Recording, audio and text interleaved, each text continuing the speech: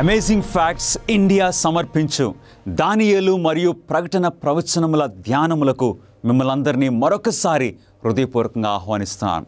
ఈ రాత్రి మనకున్న అంశము అంతరిక్షములో బ్రహ్మాండమైన పట్టణము. ఈ అంశం గురించి మనం తెలుసుకోవాల్సిన విషయములన్నీ కూడా ఈ పుస్తకంలో మీ కొరకు పొందుపరిచి ఉన్నాము.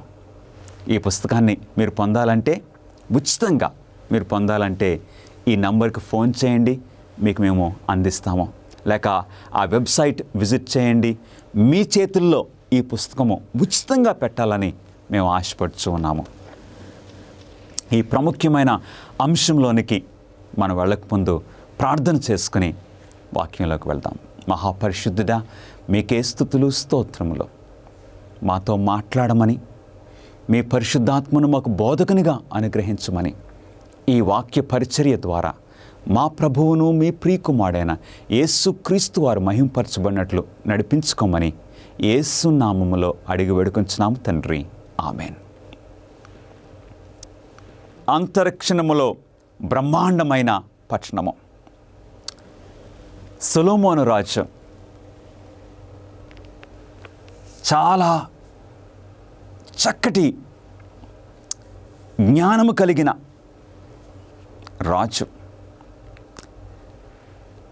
మొదటి రాజులు 3వ అధ్యాయము 5వ వచనములో, గిబియోనులో యెహోవా రాత్రివేళ స్వప్నమందు సొలొమోనుకు ప్రత్యక్షమై, నేను నీకు దేనినిచ్చుట నీకిష్టమో దానిని అడుగుమని దేవుడు ఆయనతో సెలవీయగా, ఏం కావాలో దేవుడు కోరుకోమని సొలొమోనుకు సెలవిచ్చినప్పుడు సొలొమోను రాజు ఎంతో వినయముతో దేవుణ్ణి జ్ఞానం కోసం అడిగాడు. ప్రభువా, నీ సేవకుడైన దావీదు స్థానంలో ఈ ప్రజలను పరిపాలన చేయటానికి నాకు ఈ అవకాశం ఇచ్చావు, కాబట్టి నీ ప్రజలను పరిపాలన చేయటానికి నాకు కావలసిన జ్ఞానమును ఇమ్మని దేవుడిని అడిగినప్పుడు దేవుడు ఆ ఆలోచనకు, ఆ కోరికకు ఎంతో ఆనందించి దేవుడు ఈ సొలొమోను రాజుకు అడిగిన జ్ఞానము కంటే గొప్ప విషయములు,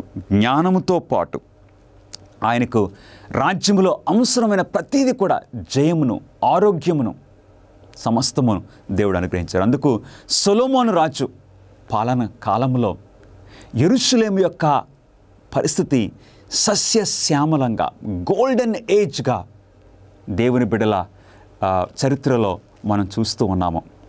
మొదటి రాజులు 10వ అధ్యాయములో దేవుని వాక్యము ఈ విధంగా సెలవిస్తుంది.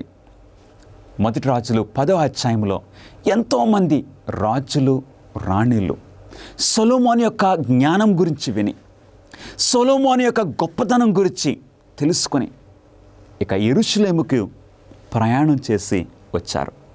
అందులో ప్రాముఖ్యంగా షేబా దేశపు రాణి గురించి దేవుని వాక్యము సెలవిస్తుంది. ఈ షేబా దేశపు రాణి సొలొమోనును దర్శించింది.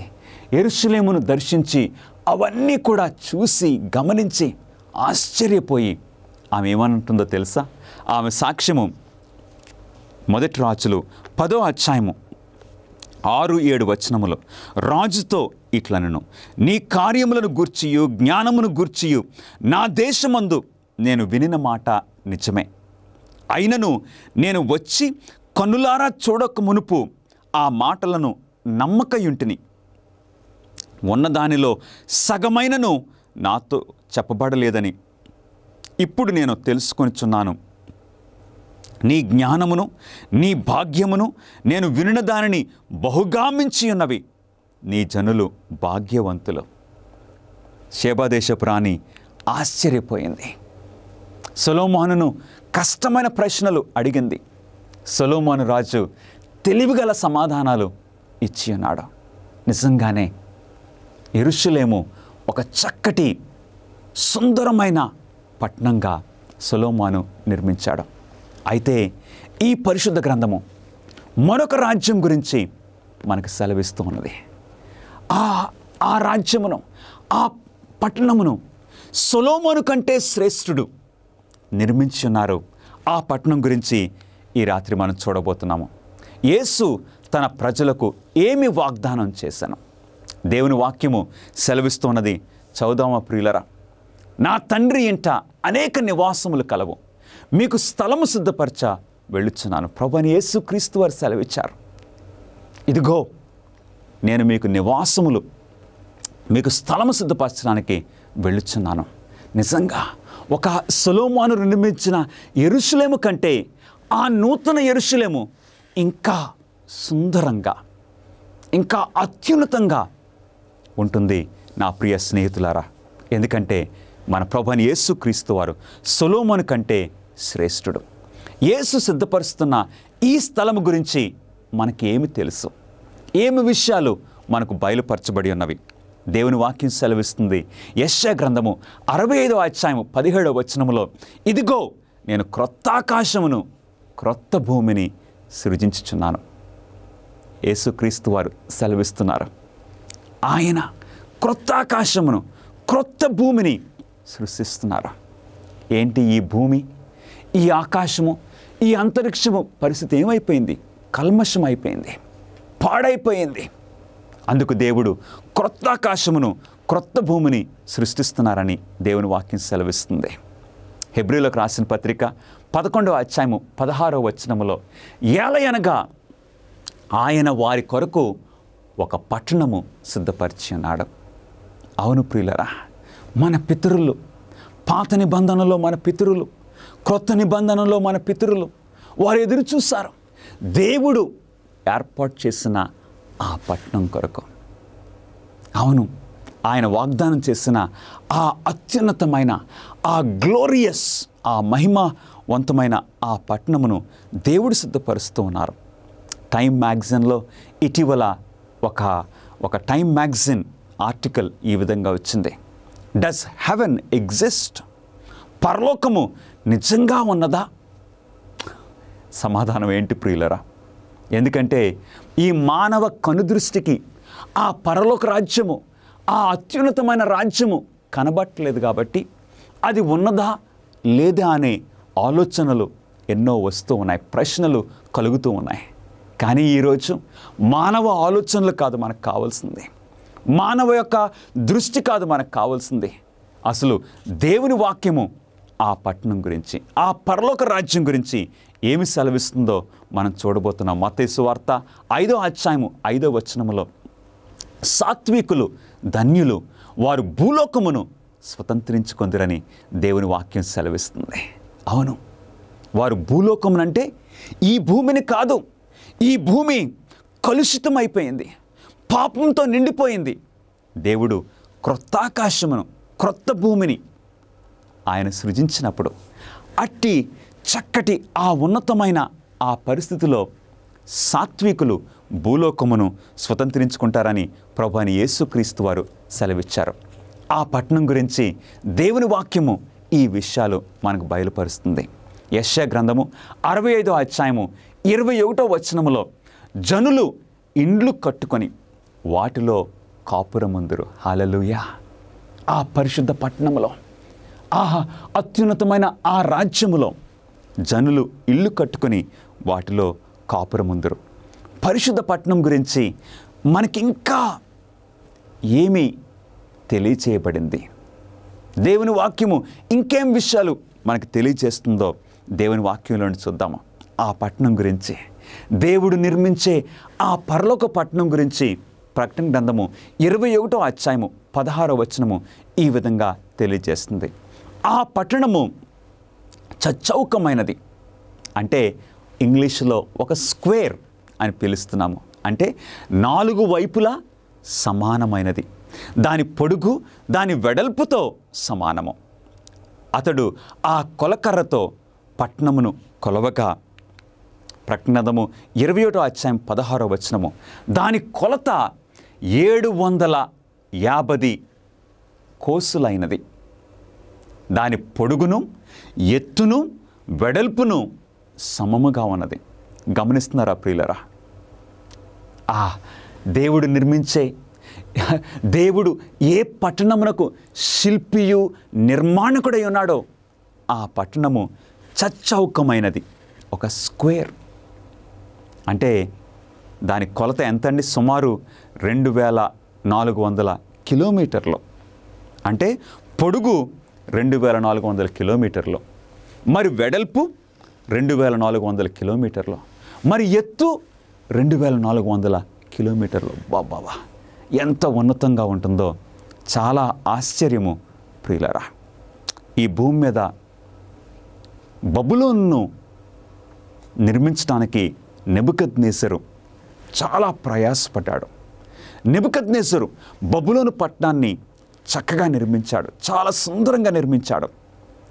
ఆర్కియాలజిస్ట్ మనకేం చెప్తున్నారంటే బబులోను పట్టణం కూడా చచ్చౌకమైనదని తెలియజేస్తున్నారు. ఎందుకంటే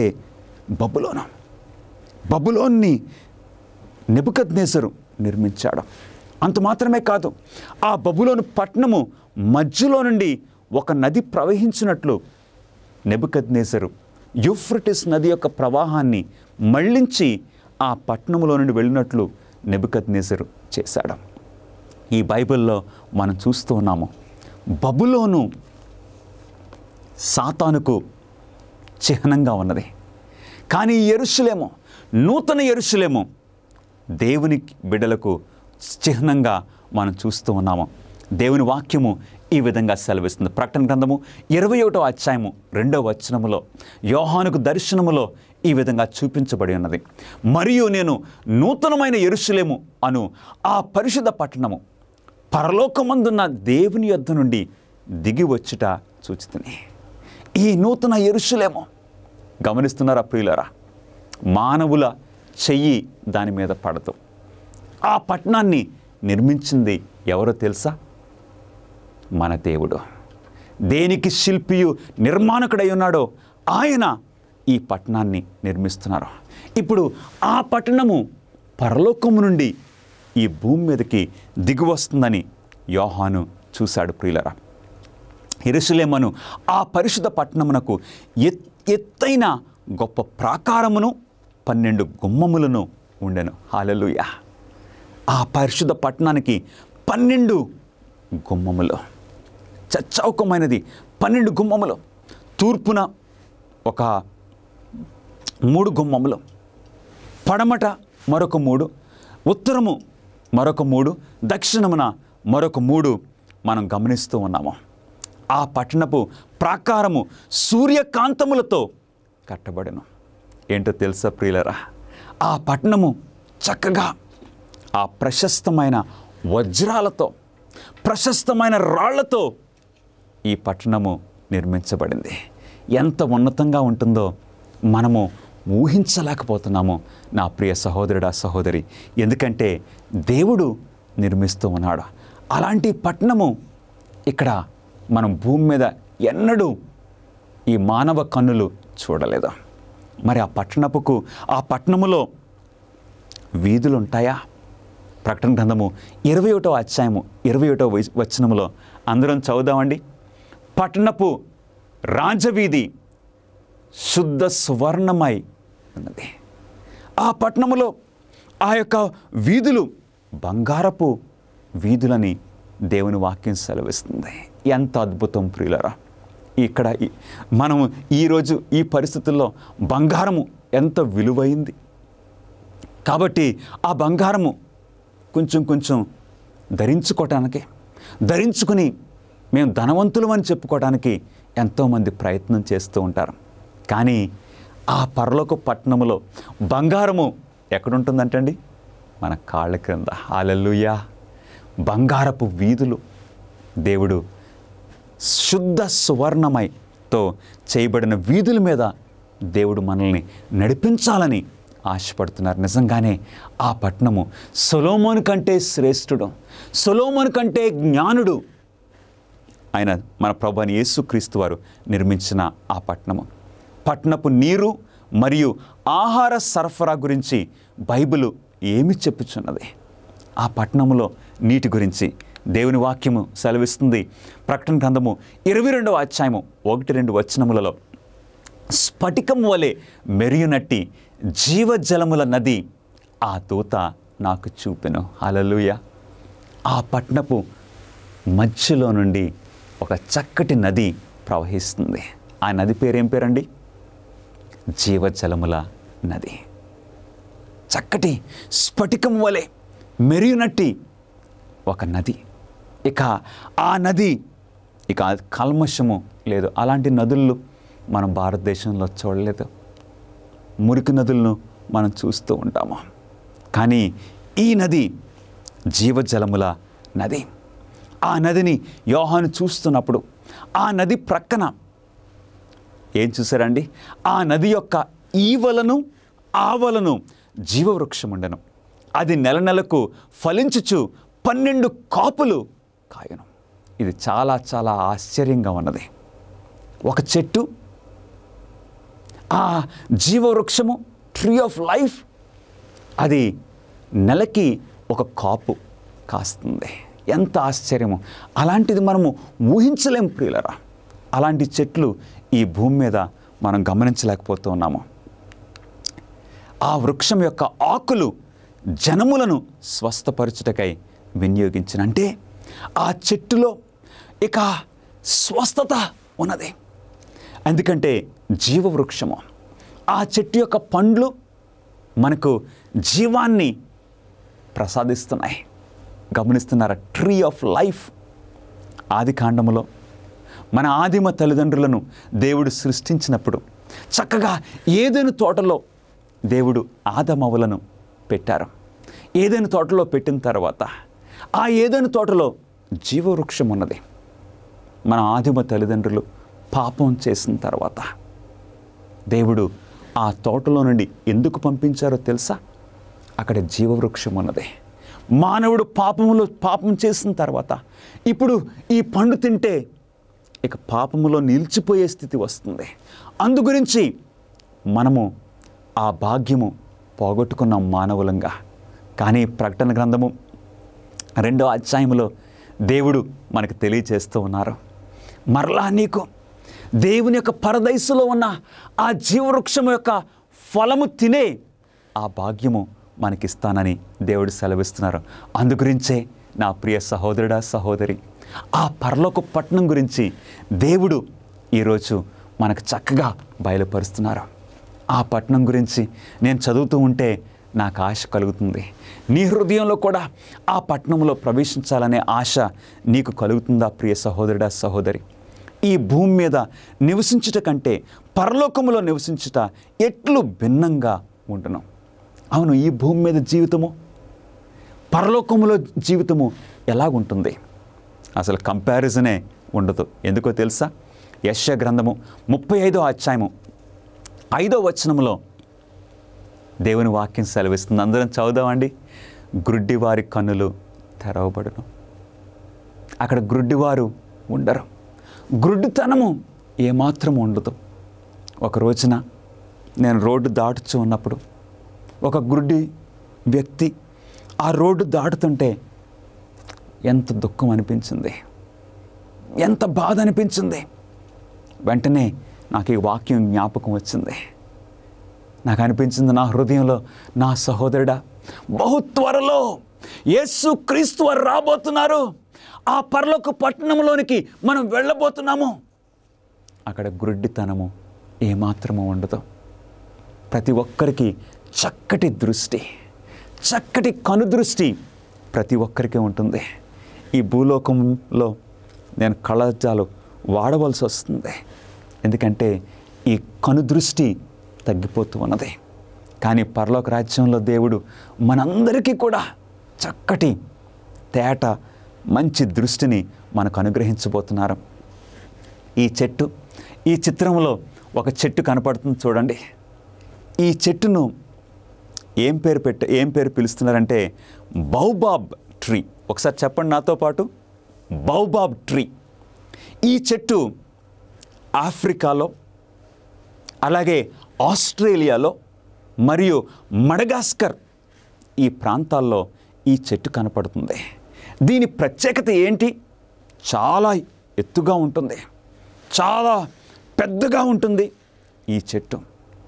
ఈ బౌబాబ్ చెట్టును చాలామంది ఏమంటారో తెలుసండి, ఇది ట్రీ ఆఫ్ లైఫ్ అని పిలుస్తారు.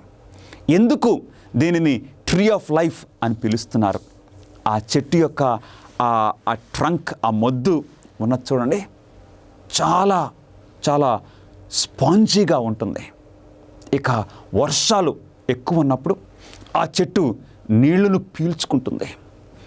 కొన్ని వేల లీటర్ల నీళ్లను పీల్చుకొని ఇక చక్కగా ఇప్పుడు నీళ్లు లేని సమయంలో ఆ చెట్టు దగ్గర నీళ్లు దొరుకుతున్నాయి జంతువులకు, మనుషులకు.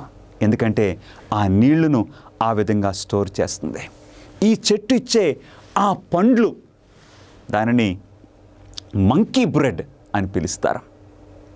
అంటే చాలా చక్కగా, ఎంతో ఈ వైటమిన్ సి ఎక్కువగా ఉన్న ఆ పండ్లు, చాలా చాలా రుచికరమైన ఆ పండ్లు. తర్వాత ఆ చెట్లో ఆకులు గమనించండి. ఆ ఆకులు తోటకూరలాగా మనం వండుకుంటే అవి కాల్షియం ఇలాంటి మినరల్స్లో చాలా ఎక్కువగా ఉన్నాయి. అంత మాత్రమే కాదు, ఆ చెట్టు యొక్క ఆ బెరడు, బయటకున్న ఆ చెక్కను ప్రజలు చేపలు చేసుకోవటానికి, అలాగే పేపర్ చేయటానికి, దుస్తులు చేయడానికి, ఇంకా టీ కూడా కాసుకోవడానికి ఉపయోగపడుతుంది. అంటే ఈ చెట్టు ప్రతి భాగము కూడా మానవులకి ఉపయోగకరంగా ఉంటుంది. కేవలము ఆహారానికి మాత్రమే కాదు, తర్వాత మనకి వస్త్రాలు ఇవ్వడం మాత్రమే కాదు, ఈ చెట్టు చాలా పెద్దగా ఉంటుంది కాబట్టి జంతువులు అందులోకి వెళ్ళి అందులో ఒక వసతిగా చేసుకోవడానికి జంతువులకేంటి, మానవులకేంటి ఒక చక్కగా ఉంటుంది. ఈ బౌబాబ్, ఈ చెట్టు నిజంగానే ఒక జీవవృక్షము లాంటిదని అనేక మంది పిలుస్తూ ఉన్నారు. ప్రియులారా, ఎంత గొప్ప విషయమో! ఈ చెట్టును చూసినప్పుడు మనం ఆశ్చర్యపోతున్నాము. పరలోకములో అసలైన జీవవృక్షము ఆ చెట్టును చూసినప్పుడు ఇంకెంత అద్భుతంగా ఉంటుంది, ఇంకెంత ఆశ్చర్యంగా ఉంటుంది. పరలోక రాజ్యంలో చెవిటివారి చెవులు విప్పబడును, ఇక చెవుడు అనేది ఉండదు. ప్రియులారా, ఎంత అద్భుతమైన విషయమో! ఈ రోజున పిల్లల్ని సరిగ్గా వారికి వినబడకపోతే మనం ఎంత బాధపడతామో. ఆ పిల్లలు ఏదన్నా హీరింగ్ ఎయిడ్స్ అలాంటివి పెట్టుకున్నప్పుడు ఎంత దుఃఖం కలుగుతుంది. ఈ పిల్లలు ఎంతో భవిష్యత్తు ఉండవలసిన వారు, ఈ విధంగా వారికి కొంచెం ఇలా జరిగిందని మనం బాధపడుతూ ఉంటాం. పరలోక రాజ్యంలో చెవిటి వారి చెవులు విప్పబడును. హల్లెలూయా! అంత మాత్రమే కాదు, యెషయా గ్రంథము 35వ అధ్యాయము 6వ వచనములో కుంటివాడు దుప్పివలే గంతులు వేయును, మోగవాని నాలుక పాడును. మోగవారుండరు, కుంటివారుండరు. ఎంత సంతోషము నా ప్రియ సహోదరి సహోదరులారా! ఎటువంటి అనారోగ్య పరిస్థితులు అక్కడ ఉండవు. యెషయా గ్రంథము 65వ అధ్యాయము 25వ వచనములో అక్కడ జంతువులు ఉంటాయా? అవును, జంతువులు ఉంటాయి. అవి హాని అయినను నాశనమైనను చేయకుండాను. పిల్లలు ఏమాత్రం కూడా భయపడరు. ఎంత సంతోషకరమైన విషయమో! పిల్లలు ఇంట్లో నుండి బయటకు వెళ్తుంటే ఏ కుక్కన కరుస్తుందేమో, ఏ పామున కరుస్తుందేమో అని మనం భయపడుతూ ఉంటాము.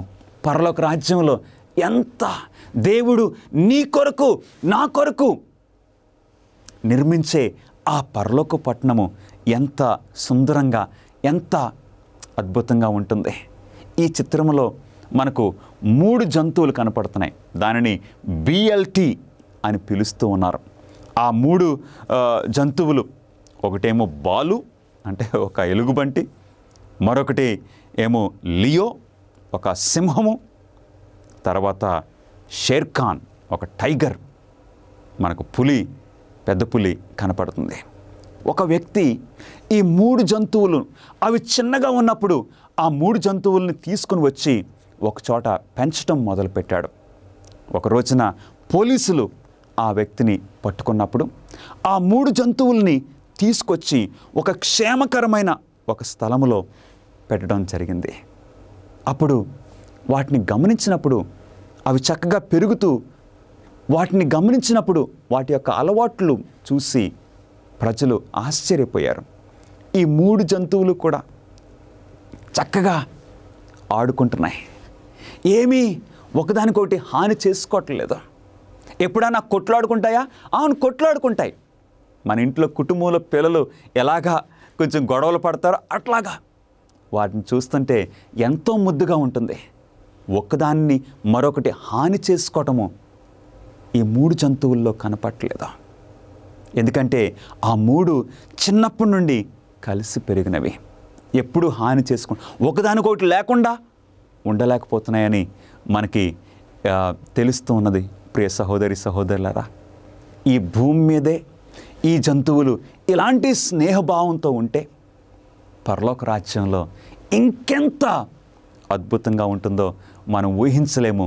నా ప్రియ సహోదరి సహోదరులారా, యెషయా గ్రంథము 11వ అధ్యాయము 6వ వచనం తెలియజేస్తుంది, తోడేలు గొర్రెపిల్ల యొద్ద వాసము చేయును, బాలుడు వాటిని తోలును. ఎంత అద్భుతమైన విషయము!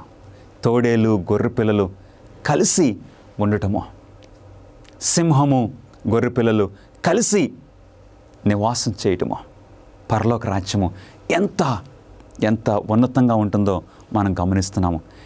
అడవి ఉల్లసించి కస్తూరి పుష్పము వలె పూయెను. అక్కడ పుష్పములు ఎంత ఎంత అందంగా ఉంటాయి. అంత మాత్రమే కాదు, దేవుని యొక్క వాక్యం సెలవిస్తుంది. ఒకసారి చదువుదామండి. యెషయా గ్రంథము 33వ అధ్యాయము 24వ వచనములో, నాకు దేహములో బాగు లేదని అందులో నివసించువాడు ఎవడును అన్నాడు. నాకు ఈరోజు బాగాలేదు, నాకు నడుము నొప్పి వస్తుంది, లేక నాకు మెడ నొప్పి వస్తుంది అని ఎవ్వరూ కూడా చెప్పరు ప్రియులరా. అందరూ కూడా ఆ పరలోక రాజ్యంలో సంపూర్ణమైన మంచి ఆరోగ్యము అనుభవిస్తారు. ఎంత గొప్ప విషయమో! No sickness, no disease, no corona virus. అందరూ కూడా మంచి ఆరోగ్యంతో పరలోక రాజ్యంలో జీవిస్తారు. ప్రకటన గ్రంథము 21వ అధ్యాయము 4వ వచనములో ఈ మాటలు రాయబడినవి, మరణము ఇక ఉండదు. హల్లెలూయా! దుఃఖమైనను ఏడ్పైనను ఇక ఏమాత్రము ఉండవు.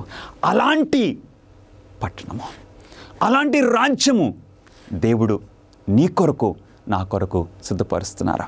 ఈ భూమి మనకు శాశ్వతం కాదు, ఈ లోకం కాదు శాశ్వతము అస్సలు కాదు. మన వారసత్వము పరలోకములో ఉన్నది. ఆ దేశం దేవుడు మన కొరకు సిద్ధపరిచి ఉంచారు.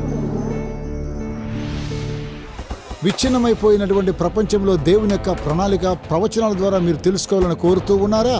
ఆచరణాత్మకమైనటువంటి గొప్ప సవాళ్లను మీరు ఎదుర్కోవాలనుకుంటే మిమ్మల్ని ఉత్తేజపరుస్తున్నాం, ఉత్సాహపరుస్తున్నాం. అమేజింగ్ ఫ్యాక్ట్స్ వారు బైబిల్ చదువుకునేటువంటి గైడ్స్ మీ కొరకై 27 పుస్తకాలను మీకు అనుగ్రహిస్తున్నారు. అద్భుతమైనటువంటి గ్రాఫిక్స్ ద్వారా మీరు అర్థం చేసుకోవడానికి నేరుగా మీకు సమాధానం దయచేస్తూ ఉన్నారు. ప్రతి చదువుకునేటువంటి ఈ గైడ్ ద్వారా బైబిల్లో సరైన సమాధానం గ్రహించుకోగలరు. మీ జీవితంలోని ప్రాముఖ్యమైన ప్రశ్నలకు సమాధానం ఇస్తుంది. ఏ విధంగా మీరు సంబంధాన్ని పెంచుకోగలరు, ప్రభువైన యేసుక్రీస్తు వారు ఎప్పుడు రాబోతూ ఉన్నాడు, ఇంకా ఎన్నో విషయాలను తెలుసుకోవచ్చు. భవిష్యత్తులో ఈ యొక్క విలువైన విషయాన్ని కోల్పోకండి. మీ జీవితాన్ని రూపాంతరపరుస్తూ ఉన్నాయి అమేజింగ్ ఫ్యాక్ట్స్ వారు ఇచ్చేటువంటి బైబిల్ చదువుకునే పుస్తకం. ఇవి మీకు ఇంగ్లీష్ లోను, హిందీ, తమిళ్, తెలుగులో మీకు లభిస్తూ ఉన్నాయి. వేచి ఉండకండి, వెంటనే మీ యొక్క స్టడీ గైడ్స్ ను ఇప్పుడే ఆర్డర్ చేయండి. AFTV.in అనేటువంటి మా వెబ్సైట్ ని సంప్రదించి వెంటనే పొందండి. పరిశుద్ధులు ఎటువంటి శరీరములు కలిగి ఉందురు? ఆ పరలోక రాజ్యంలో దేవుని బిడ్డలు ఎలాంటి శరీరములు కలిగి ఉంటారు? ఫిలిప్పీలకు రాసిన పత్రిక 3వ అధ్యాయము 20-21 వచనాల్లో ప్రభువైన యేసుక్రీస్తు మన దీన శరీరమును తన మహిమగల శరీరమునకు సమరూపము గలదానిగా మార్చున. ఈ శరీరము, ఈ దీన శరీరము, ఈ చీకిపోయే బలహీనమైన ఈ శరీరమును దేవుడు ఏం చేయబోతున్నారో తెలుసండి? మహిమ శరీరముగా చేయబోతున్నారు. హల్లెలూయా! ఎందుకంటే ఆయన సృష్టికర్త కాబట్టి ఆయన మనకు మహిమ శరీరములు అనుగ్రహించగలరని దేవుని వాక్యం సెలవిస్తుంది. యేసుని శరీరము నిజమైనదా లేక ఆయన ఒక భూతమా? మన ప్రభు అయిన యేసుక్రీస్తు వారు ఈ భూమి మీద 33.5 సంవత్సరాలు జీవించారు. ఈ 33.5 సంవత్సరాలు జీవించినప్పుడు ఆయన సిలువపై మరణించిన తర్వాత, ఆయన పునరుద్ధానుడై లేచిన తర్వాత ప్రభు అయిన యేసుక్రీస్తు వారు ఎలాంటి శరీరమును కలిగి ఉన్నారు? దేవుని వాక్యం సెలవిస్తుంది. లూకా సువార్త 24వ అధ్యాయము 39వ వచనము ఈ విధంగా సెలవిస్తుంది.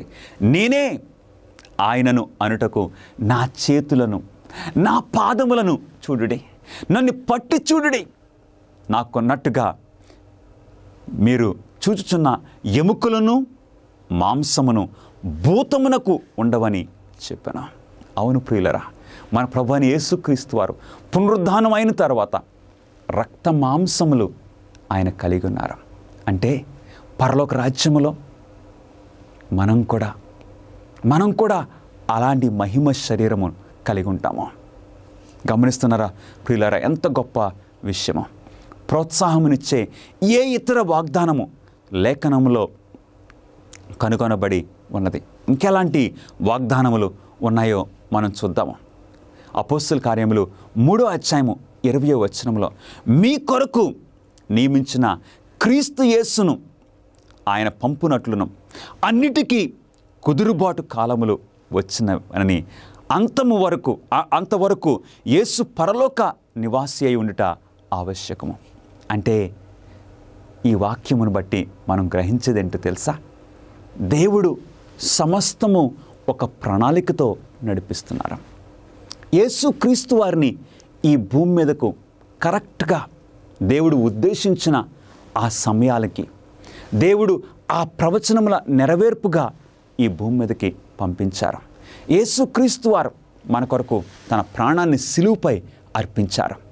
ఇప్పుడు ప్రభువైన యేసుక్రీస్తు వారు రెండవ రాకడ కూడా కరెక్ట్గా దేవుడు ఉద్దేశించిన ఆ కాలమున జరగబోతుంది. ప్రియులరా, దేవుణ్ణి వెంబడించే బిడ్డలు ప్రకటన గ్రంథము 14వ అధ్యాయము 4వ వచనం ప్రకారంగా గొర్రెపిల్ల ఎక్కడికి పోవునో అక్కడికెల్లా ఆయనను వెంబడింతురు. దేవుని ప్రజలు అవును క్రీస్తును వెంబడించేవారు. ఇక క్రీస్తును వెంబడించడమే వారి ప్రధాన ధ్యేయంగా ఎంచుకొని క్రీస్తును వారు వెంబడిస్తున్నారు. ఇప్పుడున్న జీవితం యొక్క విచారకరమైన లేక బాధాకరమైన జ్ఞాపకాలు పరలోకములో ప్రజలను ఇబ్బంది లేక కలవరపెడతాయా? అవునండి, ఈ భూమి మీద మనకెన్నో విషయాలు జ్ఞాపకం వచ్చినప్పుడు వెంటనే దుఃఖం వస్తుంది. ఏదో జ్ఞాపకం చేసుకుని కన్నీరు కారుతుంది. అవునండి, కొన్ని మనకు జరిగిన ఆ చేదైన విషాదకరమైన విషయాలు జ్ఞాపకం వచ్చినప్పుడు మన మూడ్ మారిపోతుంది. మరి పరలోక రాజ్యంలో కూడా అలాంటి జ్ఞాపకాలు, అలాంటి చేదైన విషయాలు మన జ్ఞాపకానికి వస్తాయా? దేవుని వాక్యము ఏమి సెలవిస్తుంది? యెషయా గ్రంథము 65వ అధ్యాయము 17వ వచనం అందరం చదువుదామండి. మునుపటివి మరువబడును, హల్లెలూయా, జ్ఞాపకమునకు రావు. ఈ భూమి మీద ఎన్నో చేదైన విషయాలు, అవును, మనల్ని భయపెట్టే విషయాలు, మనల్ని బాధ పెట్టే విషయాలు, మనకి అవమానం కలిగించిన విషయాలు మునుపటివి మరువబడును, జ్ఞాపకమునకు రావు. ఆ పరలోక పట్టణంలో మనం జీవించినప్పుడు ఇక ఈ పాపపు పరిస్థితులు ఏమీ కూడా మనకు జ్ఞాపకం రావని దేవుని వాక్యము మనకి సెలవిస్తుంది. దేవుని క్రొత్త రాజ్యములో భూప్రజలు ఒకరినొకరు గుర్తుపట్టుదురా? చాలా మంచి ప్రశ్న. అనేక మంది ఈ ప్రశ్న కలిగి ఉన్నాము. మరి దేవుని వాక్యము ఏమి సమాధానం ఇస్తుంది? మనం పరలోక రాజ్యంలో ఒకరినొకరు గుర్తుపట్టుకోగలుగుతామా? మన కుటుంబ సభ్యులను మనం గుర్తుపట్టగలమా? మన స్నేహితులను గుర్తుపట్టగలమా? దేవుని వాక్యము ఏమి సమాధానం ఇస్తుంది? కొరింథీయులకు రాసిన మొదటి పత్రిక 13వ అధ్యాయము 12వ వచనములో, అప్పుడు నేను పూర్తిగా ఎరుగబడిన ప్రకారము పూర్తిగా ఎరుగుదును. అంటే ఏంటో తెలుసా ప్రియులరా? మనము పరలోక రాజ్యములో దేవుడు మనకు మహిమ శరీరములో ఇవ్వబోతున్నారు. ఇక అక్కడ మన దృష్టి, మన చూపు, మన పరిస్థితి అంతా కూడా చాలా ఉన్నతమైన స్థితిలో ఉంటుంది. గమనిస్తున్నారా? ఆ పరిస్థితుల్లో ఒకరినొకరు గుర్తుపట్టగలుగుతామా? ఖచ్చితంగా మనం గుర్తుపట్టగలుగుతున్నాం. ఎందుకంటే అక్కడ దేవుడు మనకిచ్చే ఈ తెలివి ఇంకా ఎక్కువగా ఉంటుంది. మన మనసులు గ్రహించే శక్తి ఇంకా ఎక్కువ అవుతుంది. ఆ పరిస్థితుల్లో మనం ఖచ్చితంగా ఒకరినొకరం గుర్తుపట్టగలుగుతాం. ఎందుకంటే ప్రభువైన యేసుక్రీస్తు వారు ఆయన పునరుద్ధానం అయిన తర్వాత శిష్యులు ఆయనను గుర్తుపట్టారా? ఖచ్చితంగా గుర్తుపట్టారు. కాబట్టి ఒకరినొకరము పరలోక రాజ్యంలో మనం గుర్తుపట్టకపోతున్నామో ఎంత సంతోషకరమైన విషయమో. పరలోక రాజ్యంలో మనం గుర్తుపట్టే శక్తి ఇంకా ఎక్కువ అవుతుంది. గమనిస్తున్నారా ప్రియులరా? రాబోవు ఆయన రాజ్యమునకు సంబంధించి ఆశ్చర్యకరమైన ఏ ఇతర వాగ్దానములు దేవుడు ఇచ్చను? దేవుని వాక్యము ఏమి సెలవిస్తుంది? యెషయా గ్రంథము 35వ అధ్యాయము 9-10 వచనములు, యెహోవా విమోచించిన వారు పాటలు పాడుచు తిరిగి సియోనుకు వచ్చెదరు, వారు ఆనంద సంతోషములు గలవారై వచ్చెదరు. దేవుని వాక్యం సెలవిస్తుంది, వారు పాటలు పాడుచు సంతోషముతో ఆనంద సంతోషములు గలవారై వారు వచ్చెదరు. ఎంత సంతోషకరంగా ఉంటుంది అంటే దేవుని సన్నిధిలో ఇక నిశ్చింతగా దేవుని బిడ్డలు కీర్తనలు పాడుచు తండ్రి దేవుణ్ణి ముఖాముఖిగా చూస్తూ ఆ ఆనందము ఇంత అంత కాదు, నేనైతే వర్ణించలేను.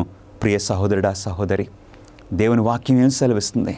అక్కడ దేవుని సముఖములో నిత్యము సుఖములు కలవు. ఈ భూమి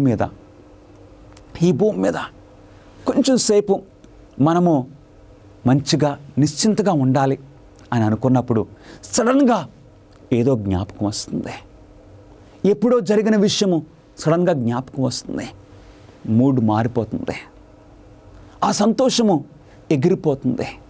కానీ నిత్యము సుఖములు కలవు. ఎందుకంటే ఆ పరలోక రాజ్యంలో పాపము ఉండదు, సాతానుడు ఉండడు, ఈ శోధనలు ఉండవు, ఈ మోసములు ఉండవు. అలాంటి రాజ్యము దేవుడు నీ కొరకు నా కొరకు సిద్ధపరుస్తున్నారు ప్రియులరా. మరి అక్కడ యవనస్తులకు ఆనందం ఉంటుందా? సంతోషం ఉంటుందా? జకరియా గ్రంథము 8వ అధ్యాయము 5వ వచనము, ఆ పట్టణపు వీధులు ఆటలాడు మగపిల్లలతోనూ ఆడపిల్లలతోనూ నిండి ఉండును. ఇక్కడున్న ఆనందం కంటే అక్కడున్న ఆనందము చాలా ఉన్నతంగా ఉంటుంది ప్రియులరా. ఇక్కడ ఈ వీధుల్లో మన పట్టణాల్లో పిల్లలు బయటకు వెళ్తే మరలా ఇంటికి వచ్చే వరకు మన గుండె కొట్టుకుంటూ ఉంటుంది. కానీ అక్కడ పిల్లలు నిశ్చింతగా సంతోషంతో వారు ఆటలాడుచు ఆనందిస్తూ ఉంటారని దేవుని వాక్యము మనకు సెలవిస్తుంది. యెషయా గ్రంథము 40వ అధ్యాయం 30వ వచనములో, వారు అలయక పరిగెత్తుదురు, సమస్యలక నడిచిపోదురు. ఇక అలసట ఉండదు, సమస్యలు పోవటము అస్సలు ఉండదు. గమనిస్తున్నారా ప్రియులరా? ఇలాంటి విషయాలు నీవు ఎప్పుడైనా ఊహించావా?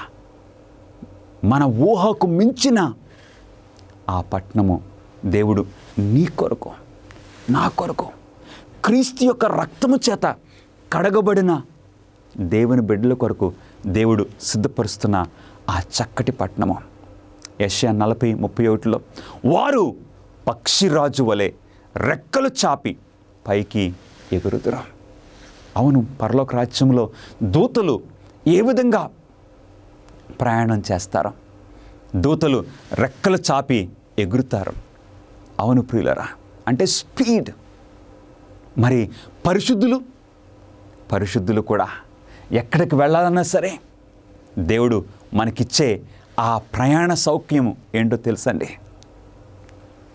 వెలుగు కంటే ఇంకా స్పీడ్గా ప్రయాణం చేసే భాగ్యము దేవుడు ఆయన ప్రజలకు ఇవ్వబోతున్నారు. వారు పక్షిరాజు వలె రెక్కలు చాపి పైకి ఎగురుదురు. మనము ఒక ఆలోచన ఎంత స్పీడ్గా వెళ్తుందో అంత స్పీడ్గా మనం ప్రయాణం చేసే ఆ శక్తిని దేవుడు మనకు అనుగ్రహిస్తున్నారు. 12వ ప్రశ్న, దేవుని క్రొత్త రాజ్యమును మనము నోటి మాటలతో తగినట్టుగా వర్ణించగలమా? దేవుని వాక్యం ఏమి సెలవిస్తుంది? కొరింథీయులకు రాసిన మొదటి పత్రిక 2వ అధ్యాయము 9వ వచనములో దేవుడు తన్ను ప్రేమించు వారి కొరకు ఏవి సిద్ధపరచనో అవి ఏంటండి? కంటికి కనపడలేదు, చెవికి వినబడలేదు, మనుష్య హృదయమునకు గోచరము కాలేదు. అంటే ఏంటో తెలుసా? మనం సరిపడా సంపూర్ణంగా వివరించలేము. అందుకే దానిని ఎక్స్ప్లెయిన్ చేయలేము. దానిని అనుభవించాలంటే మనము ఆ రాజ్యంలో అడుగు పెట్టాలి. గమనిస్తున్నారా ప్రియులరా? దేవుని వాక్యంలో ఈ విషయములన్నీ కూడా మనం చదువుతున్నప్పుడు నాకు ఐ ఫీల్ హోమ్ సిక్. ఆ రాజ్యంలో ప్రవేశించాలని నాకు అనిపిస్తుంది. ఎందుకంటే దేవుని యొక్క ప్రణాళికలు అంత ఉన్నతంగా ఉన్నాయి ప్రియులరా. దేవుని క్రొత్త రాజ్యమును గూర్చిన అత్యున్నత బహుమానం ఏమిటి? దేవుడు ఇవన్నీ ఏర్పాటు చేశారు. అవును, అక్కడ బంగారపు వీధులు, అక్కడ జీవితము చాలా సుందరంగా, ఇక అనారోగ్య పరిస్థితులు లేకుండా, మరణం లేకుండా, దుఃఖం లేకుండా ఉంటుంది. అన్నీ బాగున్నాయి, చాలా బాగుంటుంది. కానీ అత్యున్నత బహుమానం ఏంటి? అసలు దేవుడు మనకిచ్చే గొప్ప బహుమానము ఏమిటి ప్రియులరా? ప్రకటన గ్రంథము 21వ అధ్యాయము 3వ వచనం నాతో పాటు చదవండి. దేవుడు తానే వారి దేవుడయ్యుండి వారికి తోడయ్యుండును. హల్లెలూయా. దేవుడు నీకు నాకు ఇచ్చే ఆ గొప్ప బహుమానము ఏంటో తెలుసా ప్రియులరా? దేవుడు మనతో ఉంటారు. దేవుణ్ణి ముఖాముఖిగా చూసే ఆ భాగ్యము మనకిస్తున్నారు. హిస్ ప్రెజెన్స్, దేవుని సన్నిధి మనతో ఎల్లప్పుడూ ఉంటుంది. ముఖాముఖిగా నీ సృష్టికర్తను నీవు చూడొచ్చు, నీ సృష్టికర్తతో నీవు జీవించవచ్చు. దేవుడు తానే వారికి దేవుడయ్యుండి వారికి తోడయ్యుండును. ఇట్టి భాగ్యము పాపము రావడం వలన ఆ భాగ్యము మనకు పోయింది, పోగొట్టుకున్నాము. ఆదామవ్వలతో దేవుడు ఎప్పుడు సమయం గడిపేవారు. కానీ పాపం రావడం వలన ఆ చక్కటి సంబంధము తెగిపోయింది. ఈ పరలోక కుటుంబము, ఈ భూలోక కుటుంబము వేరైపోయినవి. కానీ ఆ పరలోక పట్టణంలో దేవుడు తానే వారికి దేవుడయ్యుండి వారికి తోడయ్యుండును. మన తండ్రిగా, మన సృష్టికర్తగా, మన రక్షకుడిగా ప్రభువైన యేసుక్రీస్తు వారిని మనం ముఖాముఖిగా చూడబోతున్నాము. దేవుని పరలోక రాజ్యము నుండి ప్రజలను బహిష్కరించేదేంటి అంటే, పరలోక రాజ్యం నుండి మనల్ని దూరంగా ఉంచేది ఏదన్నా ఉన్నదా? ఉన్నది ప్రియులరా, అది వాస్తవము. అదేంటో మనం చూద్దాం. ప్రకటన గ్రంథము 21వ అధ్యాయము 27వ వచనము ఈ విధంగా సాక్ష్యమిస్తుంది. నిషిద్ధమైనది ఏదైనను దానిలోనికి ప్రవేశింపదు. నిషిద్ధమైనదంటే ఏంటి?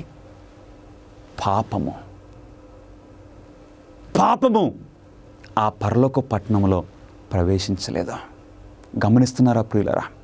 నిషేధించబడినది ఏదియు దానిలోనికి ప్రవేశింపదు. పాపము అందులో ప్రవేశించదు. కాబట్టి జయించువాడు వీటిని స్వతంత్రించుకొనను. దేవుడు ఈ పరిశుద్ధ గ్రంథములో ఈ తెలియజేసిన ఈ వాగ్దానాలు, ఈ బహుమానములన్నీ కూడా ఎవరికి ఇస్తారంటున్నారండి? జయించువాడికి. ఎవరైతే పాపాన్ని జయిస్తారో, ఆ నిషిద్ధమైన పాపాన్ని విడిచిపెడతారో వారు ఈ పరలోక భాగ్యములన్నింటినీ కూడా స్వతంత్రించుకుంటారని దేవుని వాక్యము మనకి సెలవిస్తుంది. కాబట్టి ఈ పాపము గురించి నేనేమి చేయగలను? నన్ను ఆ పరలోక పట్టణం నుండి దూరం చేసేది ఏంటి? పాపం. నిన్ను ఆ పరలోక పట్టణం నుండి దూరం చేసేది పాపము. ప్రియ సహోదరుడా, సహోదరి, మరి ఈ పాపం గురించి నేనేం చేయగలను? ఏం చేయగలను? దేవుని వాక్యము సెలవిస్తుంది పాపం గురించి నేనేం చేయాలి. 1 యోహాను 1వ అధ్యాయము 9వ వచనము చాలా ప్రాముఖ్యమైన విషయము. మనల్ని పరలోక రాజ్యం నుండి వేరు చేసే దాని గురించి మనం ఏం చేయాలి? మన పాపములను మనం ఒప్పుకొని ఎడల ఆయన నమ్మదగిన వాడును నీతిమంతుడును గనుక ఆయన మన పాపములను క్షమించి సమస్త దుర్నీతి నుండి మనలను పవిత్రులుగా చేయను. పాపాన్ని ఏం చేయాలి? పాపం గురించి నీవు నేను ఏం చేయాలి? వెంటనే ఒప్పుకోవాలి ప్రియులరా. ఎందుకంటే సామెతల గ్రంథము 28వ అధ్యాయము 13వ వచనములో అతిక్రమమును దాచిపెట్టువాడు వర్ధిల్లడు, కానీ దానిని ఒప్పుకొని విడిచిపెట్టువాడు కనికరం పొందును. అవును నా ప్రియ సహోదరుడా, సహోదరి, నీవు పాపాన్ని దాచిపెడుతున్నావా? ఎవరికి తెలియదులే అని నీవు సమర్థించుకుంటున్నావా? పాపాన్ని గనక నువ్వు దాచిపెడుతున్నట్లయితే దేవుని రాజ్యములో నీవు ప్రవేశించలేవు. అందుగురించి మన ప్రభువైన యేసుక్రీస్తు వారు ఈ సమయంలో నిన్ను పిలుస్తున్నారా, నిన్ను అడుగుతున్నారు, నా కుమారుడా నీ పాపములు ఒప్పుకో, నిన్ను నేను సమస్త దుర్నీతి నుండి నేను కడుగుతానని యేసుక్రీస్తు వారు పిలుస్తున్నారు. ఎందుకంటే ఆయన నీతిమంతుడు, ఆయన నమ్మదగిన వాడు. అందుకు మనల్ని పవిత్రులుగా చేస్తారు. ఆ పాపము నుండి మనం వేరైపోవాలి, మన పాపము నుండి విడిచిపెట్టుకోవాలి. ఈ జీవితంలో మరియు రాబో తదుపరి జీవితంలో విజయమునకు సూత్రమేదని యేసు చెప్పాను. అవును, ఈ జీవితంలో విజయం సంపాదించాలని మనకు ఆశ ఉన్నది. రాబో జీవితంలో కూడా మనం విజయం సంపాదించుకోవాలని మనకు ఆశ ఉన్నది. ఈ రెండిటికి మనకు విజయాన్ని అనుగ్రహించే సూత్రము ఏదైనా ఉన్నదా? ఏదైనా ఉన్నదా? ఉన్నది ప్రియులారా. దేవుని వాక్యం సెలవిస్తుంది. మత్తయి సువార్త 6వ అధ్యాయము 33వ వచనములో, కాబట్టి మీరు ఆయన రాజ్యమును నీతిని మొదట వెతుకుడి, అప్పుడు అవన్నీ మీకు అనుగ్రహింపబడును. ఎంత గొప్ప విషయం ప్రియులారా. దేవుని రాజ్యమును నీతిని మనం మొదట వెతుకున్నప్పుడు అవన్నీ అంటే మనకు కావలసినవన్నీ దేవుడు మనకు అనుగ్రహిస్తారని సెలవిస్తున్నారు. ఇదే సీక్రెట్, ఇదే రహస్యము ఈ జీవితానికి, రాబో జీవితానికి. సొలొమోనును దేవుడు అడిగినప్పుడు నీకేం కావాలో కోరుకో అని సొలొమోనును దేవుడు అడిగినప్పుడు సొలొమోను కోరుకున్నది ఏంటో తెలుసా? ఆయన రాజ్యమును, ఆయన నీతిని. దేవా ఆ జ్ఞానమును నాకివ్వు అన్నప్పుడు దేవుడు ఏం చేశారండి? అవన్నీ, ఒక రాజుకు అవసరమైనవన్నీ దేవుడు అనుగ్రహించారు. నీ జీవితంలో కూడా ఆయన నీతిని, ఆయన రాజ్యాన్ని వెతకడానికి నీవు ఇష్టపడుతున్నావా ప్రియ సహోదరుడా, సహోదరి? దేవుని క్రొత్త రాజ్యములో స్థలమును గురించి నీకు హామీ ఉండినట్లు పాపము నుండి రక్షింపబడి పవిత్రపరచబడాలని నీవు కోరుకుంటున్నావా? అవును. నీ స్పందన ఏంటి ప్రియ సహోదరుడా, సహోదరి? ఈ పరిశుద్ధ గ్రంథము దేవుడు నీ కొరకు, నా కొరకు సృష్టించే ఆ గొప్ప రాజ్యములో నీవు నేను ఉండాలని దేవుడు ఏర్పాటు చేశారు, ఆయన ఉద్దేశించారు. ఆ రాజ్యంలో ప్రవేశించాలని నీవు కోరుకుంటున్నావా? రెండవ ప్రపంచ యుద్ధం అప్పుడు సోలమన్ ఐలాండ్స్లో ఒక సామాన్యుడు, ఒక గ్రామస్తుడు చేపలు పట్టుకోవటానికి తన చిన్న పడవలో వెళ్ళాడు. ఒక మధ్యాహ్నం సమయం అంతా. అప్పుడు రెండో ప్రపంచ యుద్ధం జరుగుతుంది. పెసిఫిక్ మహాసముద్రంలో ఇప్పుడు చేపలు పట్టుకున్నాడు ఒక ప్రక్కన. అంతలో చూశాడు ఆ దగ్గరలో ఒక వ్యక్తి ఎవరో మునిగిపోతున్నాడు ఆ పెసిఫిక్ మహాసముద్రంలో. వెంటనే ఈ చేపలు పట్టుకునే ఈయన దగ్గరికి వెళ్ళి ఆ వ్యక్తిని పైకి తీసుకుని తన చిన్న పడవలో ఆయన ప్రాణాన్ని రక్షించాడు. ఆ వ్యక్తి కొన్ని సంవత్సరాల తర్వాత అమెరికా దేశం యొక్క ప్రెసిడెంట్ అయ్యాడు. జనవరి 21వ తేదీ 1960వ సంవత్సరంలో జాన్ ఎఫ్ కెనడీ అమెరికా దేశానికి ప్రెసిడెంట్గా అవటానికి పట్టాభిషేకం చేసుకునే ఆ టైంలో ఆయనకు జ్ఞాపకం వచ్చింది. నేను రెండో ప్రపంచ యుద్ధం అప్పుడు సోలమన్ ఐలాండ్స్లో ఉన్నప్పుడు నేను అక్కడ మునిగిపోతుంటే ఒక వ్యక్తి నన్ను నా ప్రాణాన్ని కాపాడాడే. ఆ వ్యక్తి, నా ప్రాణాన్ని కాపాడిన ఆ వ్యక్తి, నేను ఇదిగో ఈ దేశానికి ప్రెసిడెంట్గా అవుతున్న ఈ టైంలో గొప్ప గొప్ప వ్యక్తులు వస్తారు. వారితో పాటు నా ప్రాణాన్ని రక్షించిన ఆ వ్యక్తి పేరు బీకు గాసా. బీకు గాసా కూడా ఆ అతిథులతో ఉండాలని జాన్ ఎఫ్ కెనడీ ఉద్దేశించాడు. సోలమన్ ఐలాండ్స్ ప్రభుత్వానికి ఒక ఉత్తరం రాశాడు. మీరు బీకు గాసాను అమెరికా దేశానికి పంపించండి. నేను అన్ని ఏర్పాట్లు నేను చూసుకుంటాను, ఖర్చులన్నీ నేను భరిస్తాను, ఎందుకంటే ఆయన నా ప్రాణాన్ని రక్షించాడు. నా ప్రియ సహోదరుడా సహోదరి, మన ప్రభువైన యేసుక్రీస్తు వారు నీ ప్రాణాన్ని నా ప్రాణాన్ని రక్షించడం మాత్రమే కాదు, నీవు నేను ఆ పరలోకపు పట్టణములో జీవించడానికి అన్ని ఏర్పాట్లు, అన్ని సిద్ధపాట్లు ఆయన చేశారు. ఈ రోజున ఆ రాజ్యములో ప్రవేశించకుండా నిన్ను ఆప్ చేసేది ఏంటి? నీ రక్షకునితో నీవు నిత్యము జీవించకుండా నిన్ను వేరు చేసేది ఏంటి? ఈరోజు నీ జీవితాన్ని నీ రక్షకునికి సమర్పించుకోవడానికి నీవు ఇష్టపడుతున్నావా? అయితే ప్రార్థన చేసుకుందాం. మహాపరిశుద్ధుడా, మీకే స్తుతులు స్తోత్రములు. మా కొరకు మీ ప్రియకుమారుని రక్తము ద్వారా మమ్మల్ని విమోచించడం మాత్రమే కాకుండా ఇక నిత్యము నీతో జీవించినట్లు మాకు ఆ ఉన్నతమైన ఆ రాజ్యములో మాకు స్థానము, అన్ని ఏర్పాట్లు మీరు చేశారు. అందును బట్టి మీకు స్తోత్రములు. మా జీవితాల్ని మీకు సమర్పించుకుంటున్నాము, నడిపించమని యేసుక్రీస్తు నామములో అడిగి వేడుకొంచున్నాము తండ్రి. ఆమేన్. God bless you friends.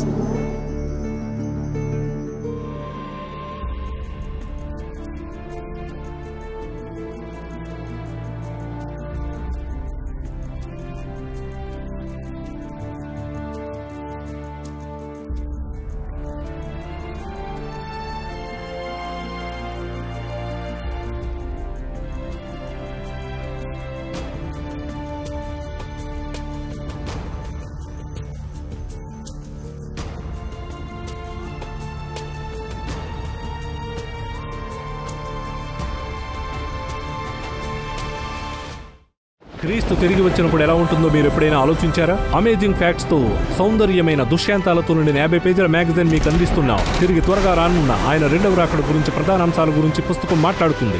రహస్య రాకడ లేదా రహస్యంగా కొనిపోవడం అంటే ఏమిటి?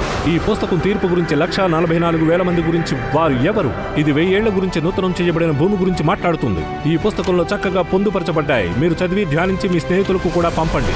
ఈ రోజే మీ కాపీని ఆర్డర్ చేయడానికి దర్శించండి bookstore.aftv.in.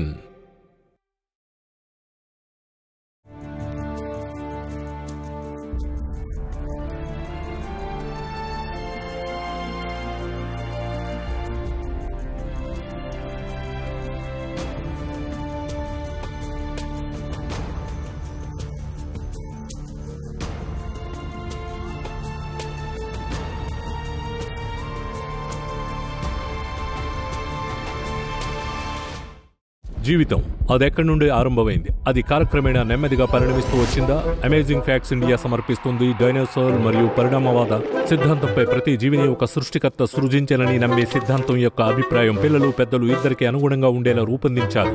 సరికొత్త తమాషా అయిన పుస్తకం. ఇందులో మీరు కణాలు, ఉత్పరివర్తనలు, జైంట్స్ యొక్క మూలాలు మరియు డైనోసార్ల యొక్క ఆవిర్భావం గురించి తెలుసుకుంటారు.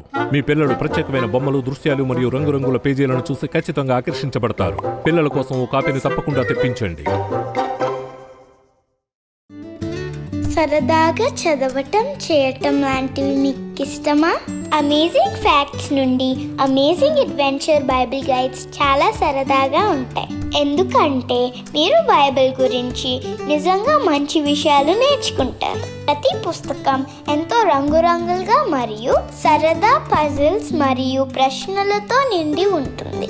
ఘట సర్పమును చంపుట, ఏకైక రక్షణ పడవ, సముద్రము గుండా ప్రయాణము మరియు సమాధుల మధ్య నుండి కేకలు వంటి 10 అద్భుతమైన ఈ పాఠాలు మిమ్మల్ని సాహసవంతమైన ప్రయాణానికి తీసుకువెళ్తాయి. నేను చాలా నేర్చుకున్నాను. ఇది ఇంగ్లీష్లో మాత్రమే అందుబాటులో ఉంటాయి. ఈ రోజే మీ తల్లిదండ్రులకు ఈ పూర్తి సెట్ ఆర్డర్ చేయమని చెప్పండి.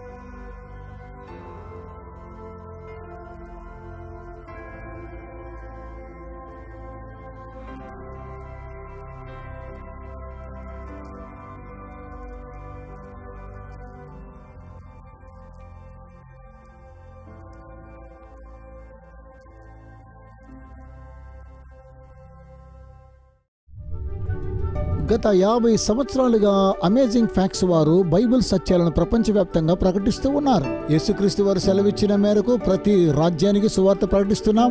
రాజులకు, ఆయా భాషలు మాట్లాడే వారికి, మీరు మా కోసం చేసే ప్రార్థనలకు సహకారానికి వందనాలు తెలియజేస్తున్నాం.